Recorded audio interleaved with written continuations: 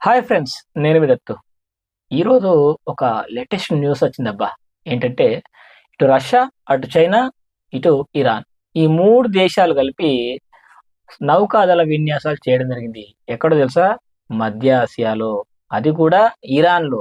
Hormuz straight.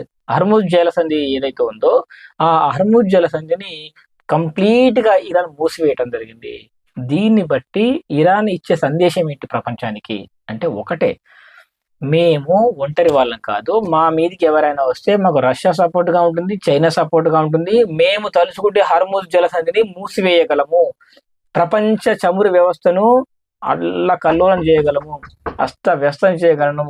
అష్టదిగ్బంధనం చేయగలము అని చెప్పేసి కొన్ని ఇండికేషన్స్ అయితే ఇవ్వడం జరిగింది.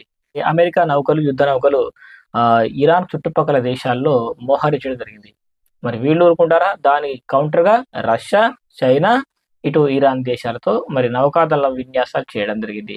ఒకవైపు రాజీకంటూనే, ఒకవైపు చర్చలంటూనే, మరోవైపు యుద్ధ ప్రాతిపదికన మరి ఈ సైనిక మోహరింపులేంటి అని జెప్పేసి మరి ఇరాన్ మండిపడుతుంది. సరే, మేము ఎన్ని రకాల అవకాశాలిచ్చినా వాళ్ళు మాత్రం ఆ అవకాశాలు ఆహ్, అందిపుచ్చుకోవట్లేదు. అందుకోసమని వాళ్ళు అటాక్ జేస్తే మేము కౌంటర్ అటాక్ జేయడానికి మేము సిద్ధంగా ఉన్నామని జెప్పేసి మరి ఇక్కడ ఇరాన్ గూడా చెప్పడం జరిగింది. సో, దీని గురించి మీరేమనుకుంటున్నారు? ఇలాంటి మరిన్ని ఇంటర్నేషనల్ పాలిటిక్స్ గురించి తెలుసుకోవాలనుకుంటే మన ఛానల్‌ని సబ్స్క్రైబ్ చేసుకోండి. Thanks for watching. బాయ్.